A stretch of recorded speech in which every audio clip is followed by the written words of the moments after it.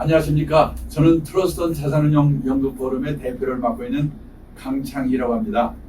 앞으로 5번에 걸쳐서 지금 100세 시대, 노후 파산 시대 이런 말들 하는데, 이 노후 파산 시대에 당신의 전략은 어떻게 되는가 하는 내용에 대해서 말씀을 드리려고 합니다. 오늘의 제목은 이 노후 파산이라는 게 남의 일이 아니다, 이런 내용으로 말씀을 좀 드리려고 하는데요. 제가 이제 노후 설계에 대한 강의를 많이 하고 있습니다.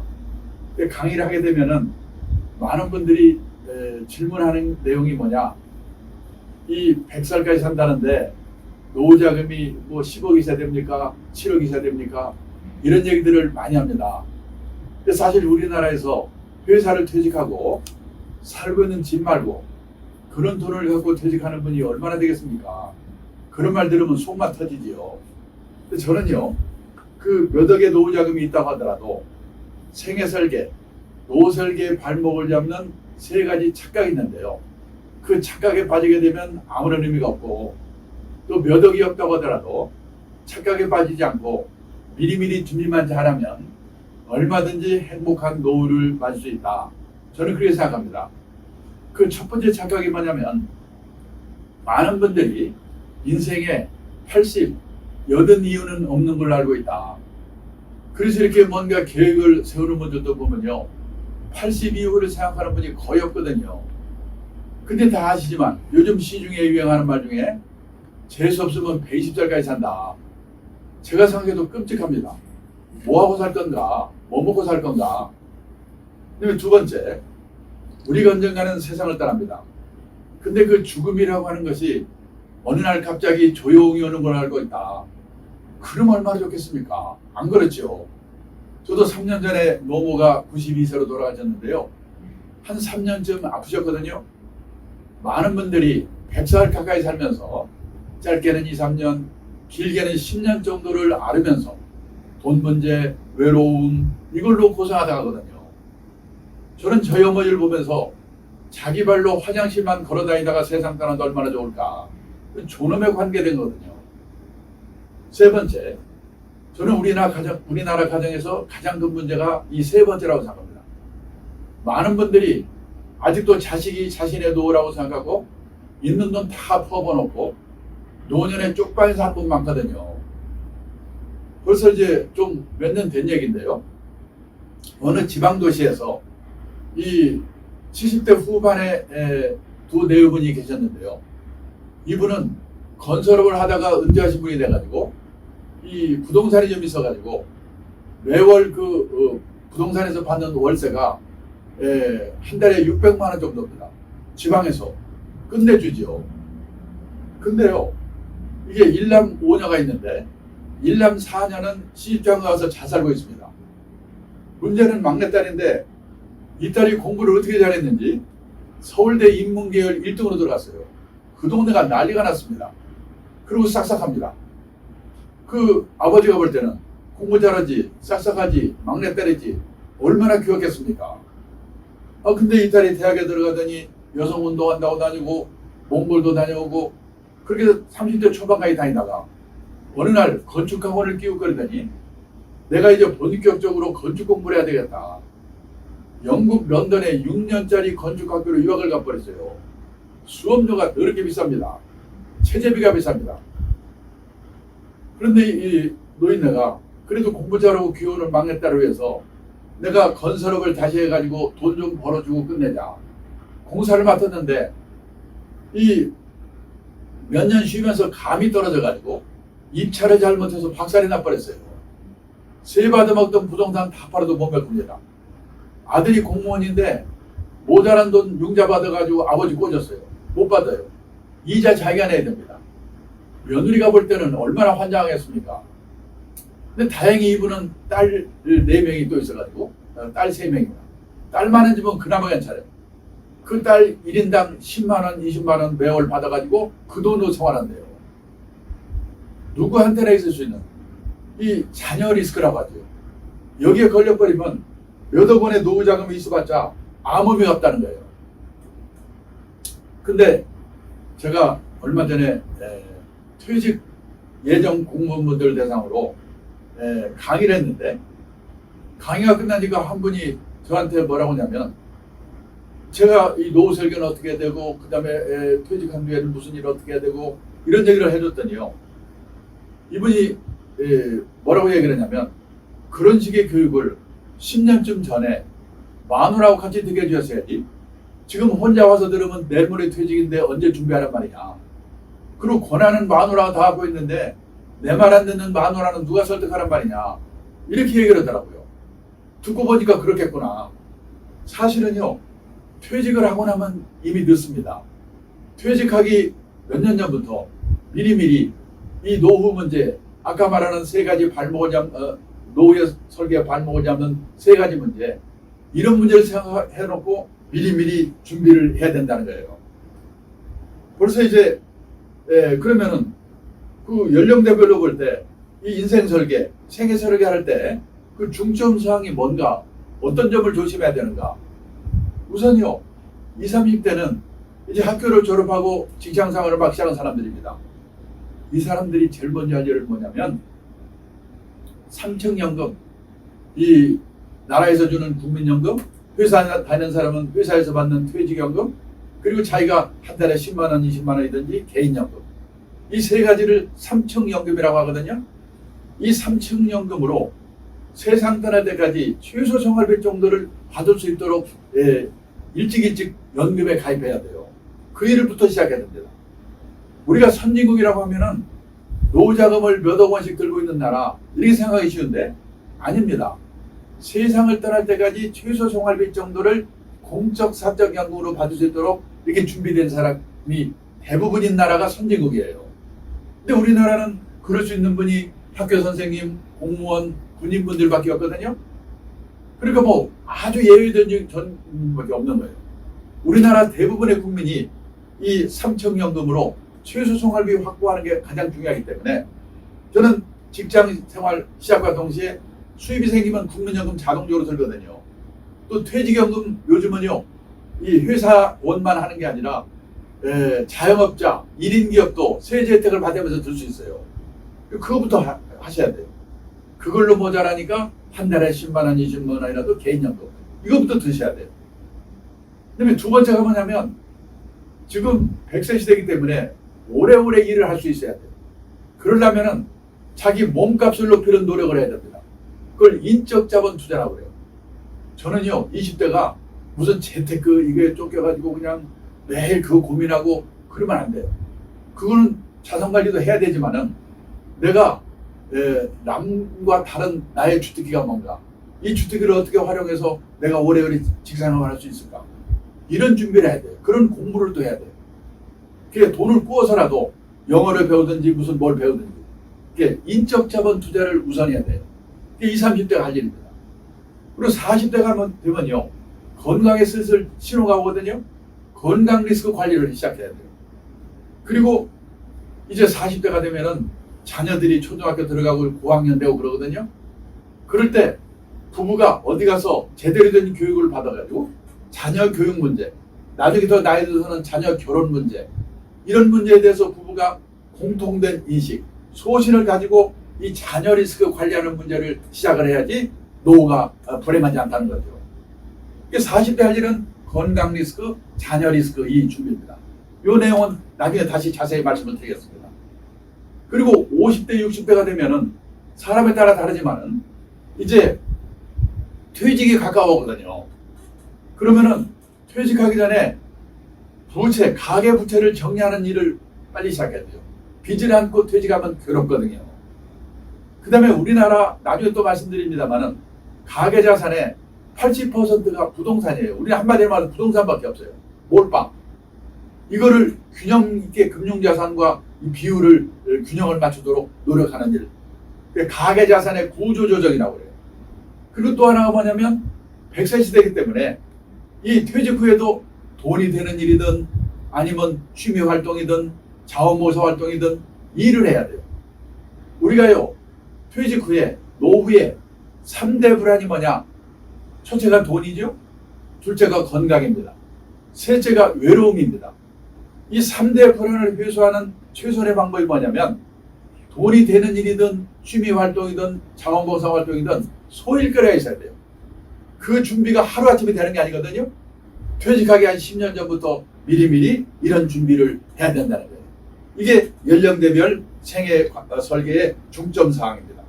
이거는 나중에 이제 구체적인 내용은 강의를 해가면서 말씀을 드리도록 하겠습니다. 자, 이제 본격적으로 들어가는데요. 노후 파산 얘기를 하겠습니다. 벌써 몇 년 전 얘기인데 일본의 NHK, 우리 말하면 KBS가 노후 파산 특집이라는 걸 방송했습니다. 일본이 난리가 났습니다. 책으로 돼가지고 우리나라에도 번역이 돼서 출판이 됐는데 그거 읽은 분들이 공포 분위기입니다. 저는요, 일본에서 근무를 좀 오래 했기 때문에 일본 사정을 안다고 생각했거든요. 일본은 노인들한테는 천국이고 젊은 애들한테는 지옥인 나라다, 이런 생각을 하고 있었어요. 왜냐면요, 일본의 노인들은 고성장기의 직장 생활을 했기 때문에 60살까지 잘릴 염려가 없습니다. 그리고 고성장기에는요, 우리도 그랬지만은 돈을 빌려서라도 땅 사고 집 사고 주식 사고 사면 올라가거든요. 재산을 모을 수가 있었습니다. 그리고 일본은 우리보다 연금 제도가 일찍 도입이 됐기 때문에 웬만한 직장인이면 우리식으로 말하면 국민연금하고 퇴직연금 두 개만 합치면요, 매월 우리 돈으로 200만 원 정도는, 선생님이나 공무원이 아니더라도 200만 원 정도는 보통의 직장도 다 받거든요, 일본에서는. 그런데 그 일본에서 65세 이상 노인 중에서 혼자 사는 노인, 사별하거나 이혼하고 자식들하고도 안 사는 독거 노인이 630만 명인데 그 중에 200만 명 정도가 노후 파산으로 비참한 삶을 살고 있다는 거예요. 깜짝 놀랐습니다. 왜 그러냐? 퇴직연금 제도가 있는 회사에 다닌 사람은 괜찮은데 자영업을 한 분들, 농업 종사자, 중소기업에서 퇴직연금 제도 없는 회사 다닌 사람들, 그런 사람들은 있는 게 국민연금 하나밖에 없거든요. 근데 일본은 우리와 달라가지고요, 국민연금의 최고 금액이 우리 돈으로 1인당 월 65만 원 정도밖에 안 됩니다. 부부가 같이 있을 때는 둘이 합치면 130만 원, 일도 좀 하고 그러면 사는데, 사별하거나 이혼하거나 하면 65만 원밖에 안 되니까 어떤 사람은 한 달 식비를 우리 돈으로 10만 원으로 해결한대요.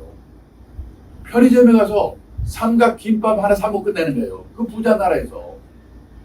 그러다가 60이나 70이 돼가지고 몸이 아프기 시작하면 노후 파산이 되는데 그런 사람이 200만 명이란 거예요. 그러면 일본 사람들은 집은 다 있을 텐데 집 팔아 살면 거 아니냐. 참고로 일본의 주택보급률이 113.5%입니다. 우리나라 주택보급률 재작년에 보니까 104%. 일본에는 웬만하면 집이 다 있어요. 근데 그 집이 내 노후에 도움이 되었을까? 믿을 수가 없는 거예요. 제 친구가 동경 수도권에 살고 있는데 28평짜리 아파트에 살고 있습니다. 일본 사람들은 집을 크게 살지 않죠. 그 아파트를 1984년도에 우리 돈으로 1억 2천만 원에 샀습니다. 그게 쫙 올라가지고 일본 집값이 제일 비쌀 때가 되냐, 1991년 3억 6천만 원까지 올랐습니다. 지금 거기 살고 있거든요. 우리 돈으로 3천만 원, 4천만 원에도 안 팔린대요. 팔아봤자 1년 생활비 안 되는 거예요. 일본 사람들은 예금을 많이 하기 때문에 예금에 든 돈을 헐어서 쓰는데, 문제는 옛날처럼 60이나 70에 세상을 떠나버리면 상관없는데 100살까지 사니까 예금이 바닥이 나고 몸이 아프기 시작하면 노후 파산이 되는데 그런 사람이 200만 명이라는 거예요. 지금 우리나라는요, 아직은 고령화의 초입 단계에 있기 때문에 이 문제를 심각하게 얘기 안 하지만 우리도 10년, 15년 지나서 지금 일본 수준으로 초고령 사회가 되면 우리나라의 노후 파산 문제는 얼마나 심각하겠는가. 근데요, 일본 사람들은 집값이 떨어지더라도 이 가계 부채가 별로 없기 때문에 나중에 나이 들어서 하우스 푸어가 될 염려가 별로 없어요. 여기요, 일본 사람들의 연령대별로 각 가정에서 갖고 있는 저축액분지 부채 비율이죠. 이 비율을 평균 낸 그래프예요. 제일 높을 때가 언제냐면요, 20대 30대 179%. 그때는 빚밖에 없죠. 왜 그러냐? 그 사람들은 20년 30년 월부로 집을 사기 때문에 집 사고 나면 빚밖에 없는 거예요. 근데 그거를 현역 시절에 계속 갚아가지고 퇴직할 때가 되면 빚이 5%밖에 안 나와요. 거의 없어요. 그러니까 그냥 거기서 집에서 집값이 떨어지든 말든 살다 가면 되는 거예요. 제 친구도요. 집값이 뭡니까? 28평짜리 아파트를 아까 말씀드렸죠? 1억 2천만 원에 산 거가 피크에 3억 6천만 원까지 올랐다가 3천만 원, 4천만 원에도 안 팔린다고. 그런데 아무렇지도 않아요. 아니 뭐 그냥 우리 애들은 집 있는데 뭐 나 여기 살다가 죽으면 되는 거지 뭐 떨어지거나 말거나. 그런데 우리나라는요. 이 부채 비율이 제일 높을 때가 30대 131%. 근데 보시다시피 거의 빚이 줄지 않아요. 퇴직할 때도 83% 빚이 그냥 있어요. 우리나라는 왜 그럴까요? 15평에서 20평, 20평, 30평, 30평에서 40평 그때마다 은행에서 3년, 4년 기간으로 돈 빌려 집을 사기 때문에 퇴직할 때가 돼도 빚이 그냥 있는 거예요. 만약 10년 후, 20년 후 우리의 노후에 일본과 같은 집값 하락 현상이 나타나면 우리나라의 하우스 푸어는 얼마나 많아지겠는가. 근데요. 또 하나 문제는 뭐냐면 우리 자녀들이 우리들을 부양해 줄 수가 없어요. 우리 부모들은 우리가 부양했으니까 문제가 없었는데 여기 저는요. 베이비부모 세대라고 하면은 우리나라나 일본이나 똑같은 줄 알았거든요. 일본에서도 베이비붐 세대가 초등학교 들어갈 때는 콩나물 교실이고 그 다음에 대학 들어갈 때는 입시 지옥이고 취직할 때는 취직난이고 엄살을 하도 많이 떨어가지고 우리나라의 베이비붐이나 일본의 베이비붐이나 똑같은 줄 알았어요. 근데 제가 조사를 해보니까 아니더라고요. 여기요. 우리나라와 일본의 합계 출산율의 추이가 나와 있는데 아니 출산율 앞에 합계는 왜 붙었지? 부부가 합쳐서 합동으로 나니까 합계인 줄 알았어요? 아니에요. 여성 한 명이 평생에 애를 몇 명 낳는가? 평균 2.2명을 낳고 세상 떠나야 이 인구가 줄지 않는데요.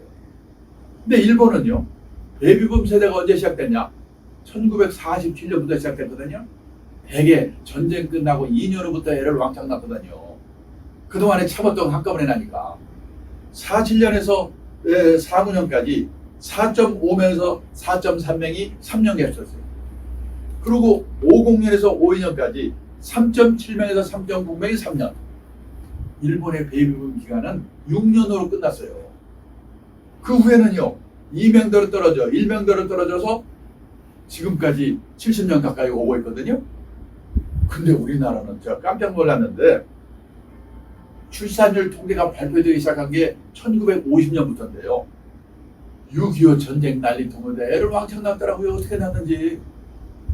보세요. 50년에서 66년까지 6.3명에서 5.9명 기간이 17년 계속됐어요. 그 다음에 67년에서 73년까지 4.3명에서 4.1명 기간이 또 7년. 74년에서 77년까지 3.8명에서 3.0명 기간이 4년. 28년 동안에 2,700만 명을 낳더라고요. 1년에 거의 100만 명씩. 작년에 우리나라 출생자가 뭐 20몇만 명으로 줄었잖아요. 얼마나 많이 난 거예요. 그러니까 이 베이비붐 세대가 현역으로 있을 때는 우리나라가 세계에서 인구 구조가 끝내주는 나라였어요. 왜? 다 일하는 사람들이니까. 근데 이제 이 사람들이 다 나가고 나서요. 퇴직을 하고 나서 몇 명 되지 않는 우리 애들 세대가 이제 몇 명 출생자도 없는데 어떻게 이 많은 베이비붐 세대들을 부양을 하겠습니까? 못해요. 결국 각자 도생할 수밖에 없는 거예요. 근데 살기는 또 더럽게 오래 사네. 일본은 평균 수명이 남자가 81세, 여자가 87세입니다. 우리나라는 남자가 80세, 여자가 86세. 1년 차이예요. 근데 얼마 전에 신문 보셨는지 모르겠는데 몇 년이 지나면요. 우리가 일본을 제끼고 세계에서 최장수이 된대요. 저 놀라가지고 왜 그런가 봤더니 건강보험이 우리나라처럼 보급이 잘 된 나라가 없다는 거죠. 이번 코로나 때문에 우리나라 건강보험제도가 얼마나 좋은지 아셨잖아요. 오래전부터 미국, 캐나다 이민 갔던 노인분들이 돌아오는 분이 많은데 그 왜 돌아왔냐고 물어보면 건강보험 때문에 돌아왔다는 분이 많아요. 캐나다는요 거의 다 무료에 가까운데 문제는 순서가 안 와. 백도 못 써. 그래서 캐나다에서는 농담으로 기다리다 죽는다고 그러잖아요. 그다음에요, 미국은요, 오바마 대통령이 우리처럼 건강보험제도를 모든 국민에게 실시하려다가 못했잖아요. 그래서 재미교포 중에는 건강보험 없는 사람도 많대요. 그런 분들은 맹장 수술을 하나 하는데도 3천만 원, 4천만 원. 그래서 미국에서는 농담으로 돈이 없어서 죽는다고 그러잖아요. 근데 우리나라는요, 제가 얼마 전에 통풍이 와가지고 병원에 갔더니 진료비가 1,500원. 약값 5일간 처방전 가서 약방 갔더니 약값이 1,000원. 왜 이렇게 싸요? 그랬더니 65세 이상은 다 그렇게 싸네 그냥. 그래서 우리가 이 세계에서 제일 오래 산대요. 좋은 건지 나쁜 건지 잘 모르겠는데. 여기 보세요. 고려대학교에 박유선 교수라고 하는 분이 이 연령대별로 100세 생존 확률 이걸 발표했는데 1990년생 지금 막 30 넘었습니다. 이분들 중에서 지금 살아있는 분이라면 남자는 27.5%, 여자는 27.6%가 100세까지 살 거래요. 그리고요, 딱 중간 사망 연령이 1990년생 경우에 남자는 95세, 여자는 96세예요. 그러니까 다 100살 찬다. 이렇게 생각하셔야 돼요. 그런데 아까 혼자 되면 노후 파산의 가능성이 커진다고 그랬죠? 지금 우리나라가 일본보다 더 빠른 속도로 싱글의 시대가 오고 있습니다. 혼자 사는 노후가 보편화된 시대. 여기 보면요, 2018년에 우리나라 이 남성들 중에 부인이 먼저 떠나고 혼자 된 분이 3만 명 정도 생겼대요. 여성분들은 남편 먼저 떠나고 혼자 된 분이 9만 9천 명. 대개 남편이 먼저 떠나잖아요. 그런데 남성들은 부인 먼저 떠난 뒤에 혼자 남아서 9년에서 10년쯤 사자 세상 뜨는데 여성분들은 15년에서 16년 징그럽게 혼자 남아 살아야 돼요. 이게 싫으면 어떻게 하면 되는가? 연하의 남자와 결혼하면 됩니다. 그래서요, 작년에 결혼한 백상 중에서 초혼인 경우에는요, 19쌍이 연하의 남자와 결혼했다는 거예요. 요즘 젊은 여성들은 다 통박 있는 거죠. 근데 이미 결혼하신 분들은 뒤늦게 물릴 수도 없고 어떡하시겠어요? 준비를 단단히 하는 수밖에. 정상적으로 결혼해서 살아도 이렇게 혼자 남아 사는 기간이 긴데요. 요즘 뭐가 또 문제냐? 돌수행입니다. 돌아온 싱글. 결혼했다 이혼한 분이 1970년대만 해도 연평균 15,000원 정도밖에 없었는데 2019년에는 11만 800건. 엄청나게 들었어요. 옛날에 우리 어머니 세대들은요, 결혼해서 실망을 하면 팔자라고 생각하고 희망을 버렸는데 요즘 여성들은 결혼해서 실망을 하면 남편을 버린답니다. 근데 옛날에는 결혼해서 4년 이내에 아이고 실수했구나, 이 신혼이혼의 비율이 제일 높았거든요. 그런데 2019년에는 결혼해서 20년 이상 된 소위 말하는 중년 황혼이혼의 비율이 1990년도만 해도 5%밖에 없었는데 2019년에는 35%. 지금요, 결혼 기간별로 볼 때 비율이 제일 높은 게 중년 황혼이혼이거든요. 이거 조심해야 돼요. 이분들은 지긋지긋해서 그냥 혼자 살라고 거예요. 그래서 아까 말했지만 일본은 65세 이상 노인 중에서 혼자 사는 독거 노인이 630만 명. 전체 노인 중에 18%. 근데 우리나라는요, 혼자 사는 노인의 숫자는 아직은 159만 명.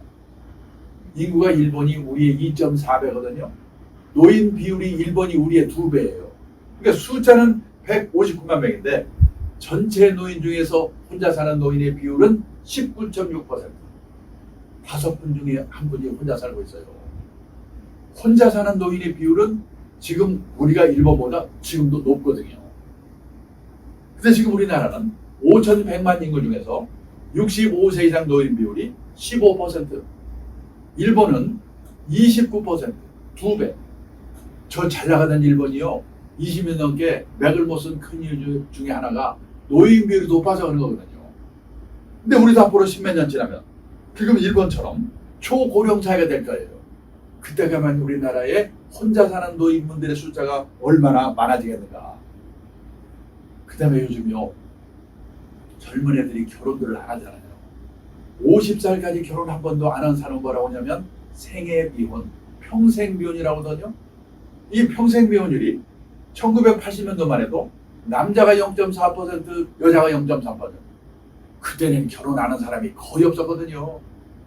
근데 2015년에는 남자가 10.9%, 여자가 5%로 늘어났어요. 이거 5년마다 발표하거든요. 작년 동에 곧 발표될 거예요. 엄청 높아졌을 거예요. 근데 놀란 건요, 이웃나라 일본입니다. 일본은 2020년 통계가 발표됐거든요. 일본 2020년에 생애 비혼율이 남자는 26.7%, 거의 3명 중에 하나. 여자는 17.5%, 6명 중에 하나. 그러니까 50살까지 결혼 한 번도 안 한 사람이래요.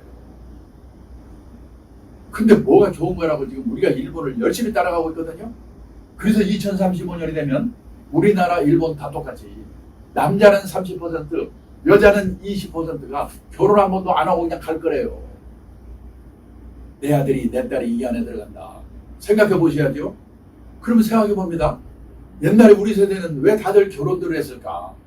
그때는 결혼을 하면요, 부모 밑에 있을 때보다 좋아질 확률이 높거든요. 한 방에 형제 우글우글 하다가 결혼하면 세 방 사려도 단둘이 삽니다. 이불도 새 거고. 그런데 요즘 젊은 애들이 결혼해가지고요, 부모 밑에 있을 때보다 좋아질 확률이 거의 없거든요. 아니, 부잣집 도련님 하다가 가난한 집에 가장으로 가라고 그러면 가고 싶겠어요? 나중에 후회하지 마시고 이놈들이 고등학교만 졸업하면 그냥 무조건 내쫓아가지고 불편하게 만들어야 돼요. 안 나가면 돈을 받든지. 뭔가 이 특단의 조치가 없는 이 싱글레이스를 지금 막을 수가 없게 됐다는 거예요. 그래서요, 가족은 해체가 되고 노인동거, 시골 가보세요. 마을에 가는 노인네들 모여 살잖아요. 그리고 여기서 만난 사람, 취미가 같은 사람이 오히려 가족보다 더 가까워지는 새로운 유연 사회가 형성이 되고 있다는 거예요. 이거는 좋고 나쁘게 문제가 아니라 세상이 이렇게 바뀌고 있는데 나는 앞으로 어떡할 건가? 그러니까요, 그 동네 친구분들, 또 고등학교 동기분들, 이분들이 나중에 나이 들면요, 1년에 한두 번 만날지 말지 모르는 자기 새끼보다도 훨씬 더 소중할지 모르니까 피차 까칠하게 대하지 말고 친하게 더 지내세요.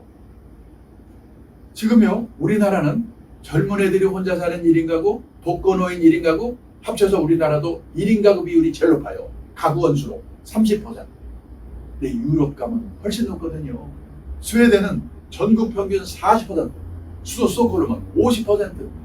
온 천지가 그냥 혼자 사는 거예요. 그러면 스웨덴은 우리보다도 우울하고 불행한 나라일 것 같죠? 근데 스웨덴이 세계에서 5번째로 행복한 나라래요. 왜냐? 혼자 살더라도 연금이 발달되어 있기 때문에 죽을 때까지 먹고 살 걱정은 없는 거예요. 또 혼자 살더라도 지역사회, 새로운 유연사회에서 외롭지 않게 행복을 찾는 방법을 미리미리 준비했기 때문에. 문제는 우리도 이렇게 가고 있는데 나는 앞으로 어떻게 할 건가? 제가 10몇 년 전에 일본에 책방에 가니까 이런 보여드리는 책들이 쫙 깔려 있는 거예요. 혼자 사는 노후에 대해 쓴 책입니다. 그때만 해도 참 별로면 책도 다 있네. 이거 사온 거거든요. 그런데 이게 일본 얘기가 아니에요.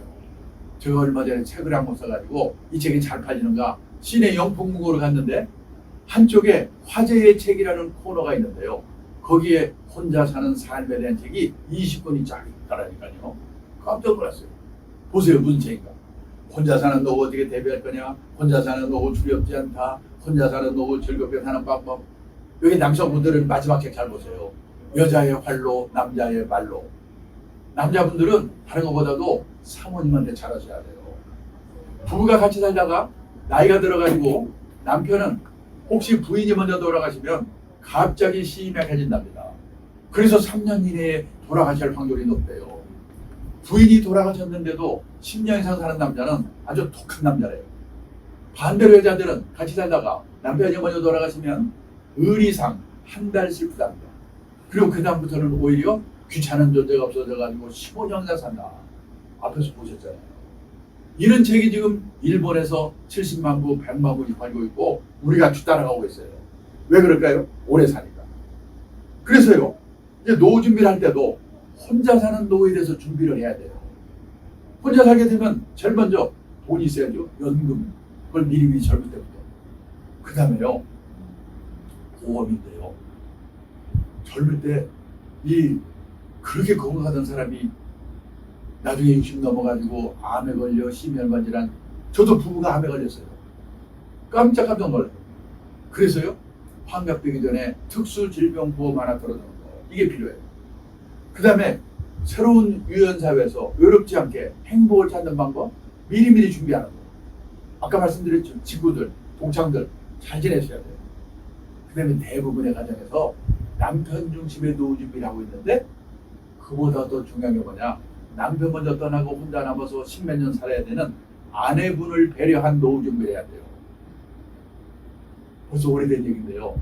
전라도 광주에서 유명한 변호사 한 분이 80대 중반에 돌아가셨는데, 이분은 아침에 미역국에다 식사 잘하시고 동네 다방에 가서 다방 받아먹고 농담 따먹게다가 집에 와서 벽에 기대고 아이고 피곤하다, 그러고 돌아가셨어요. 얼마나 행복합니까? 근데 옛날에는 변호사가 돌아가시고 나면 여기저기 수임료로 땅 받은 것도 없고 그래가지고 자식들이 무지개 싸우거든요. 근데 그분은 본인 돌아가신 뒤에 봤더니 본인 명의로 돼 있는 게 전화기 한 대밖에 없대요. 싸울 일 없게 만들었어요. 그리고 세 받아먹는 부동산이 있는데 그거의 소유권은 자식한테 열렸는데 사용권은 만안이만 되는 거예요. 사모님 돌아가실 때까지 월세는 사모님 거야. 이런 식의 준비. 그 다음에 주거 형태의 합리적인 선택인데요. 한마디로 말하면 나이 들어서는 대형 고층 아파트를 조심하셔야 돼요. 이건 나중에 자세히 또 말씀을 드리겠습니다. 그 다음에 가족의 해체가 일어나고 있는 한편에요, 가족 회복 운동이 일어나고 있거든요. 지금 일본에서는 3대가, 할아버지, 아들, 손자가 한 건물 안에 독립적으로 살 수 있도록 집을 개축하면 세제 혜택을 준대요. 노인분이 큰 집에 혼자 살고 있으면 젊은 세대하고 그룹 리빙, 공유경제 이런 것도 활성화되어 있어요. 이런 문제도 한 번쯤 생각해 보실 필요가 있습니다. 그 다음에요, 아직 우리는 여기까지는 와 있지 않은데 일본의 요즘 신문을 보면은 개호대란, 개호는 우리말로 말하면 간병, 돌봄 이런 뜻이거든요. 나이가 돼서 부부가 혼자 사는데 도와줄 사람이 없는 거예요. 자식도 같이 안 사니까 케어해 줄 사람이. 그러면 그걸 갖다가 우리식으로 표현하면 케어 대란인데 일본은 그걸 개호대라고 그래요. 그래서 개호 난민이라는 거예요.